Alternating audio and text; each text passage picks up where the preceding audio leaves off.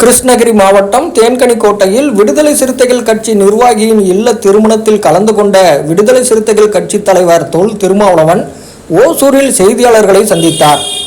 அப்போது பேசிய அவர், தற்போது போர் நடப்பதால் பதற்றமான சூழல் உருவாகி வருகிறது. பயங்கரவாதிகளின் முகாம்களை குறிவைத்து இந்திய ராணுவம் தாக்குதல் நடத்தி அவர்களுக்கு பதிலடி தந்திருக்கிறது. இந்திய ராணுவத்தின் இந்த நடவடிக்கையை விடுதலை சிறுத்தைகள் கட்சி வரவேற்று பாராட்டுகிறது.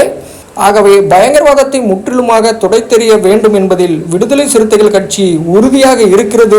அந்த வகையிலே இந்திய ராணுவம் மேற்கொண்டிருக்கிற பயங்கரவாதத்திற்கு எதிரான யுத்தத்தை விடுதலை சிறுத்தைகள் கட்சி வரவேற்று பாராட்டுகிறது. இந்த சூழலில் தமிழ்நாடு முதலமைச்சர் மாண்புமிகு தளபதி ஸ்டாலின் அவர்கள் ராணுவ நடவடிக்கையை ஆதரித்து பொதுமக்கள் பங்கேற்கும் பேரணி ஒன்றை அறிவித்திருக்கிறார். தமிழ்நாடு என்றென்றைக்கும் நாட்டின் பாதுகாப்பில் கவனமாக இருக்கும், அக்கறையோடு இருக்கும், பொறுப்புணர்வோடு இருக்கும் என்பதை உணர்த்தக்கூடிய வகையில் முதலமைச்சர் அவர்களின் இந்த நிலைப்பாடு வரவேற்கக்கூடியது. அந்த பேரணியில்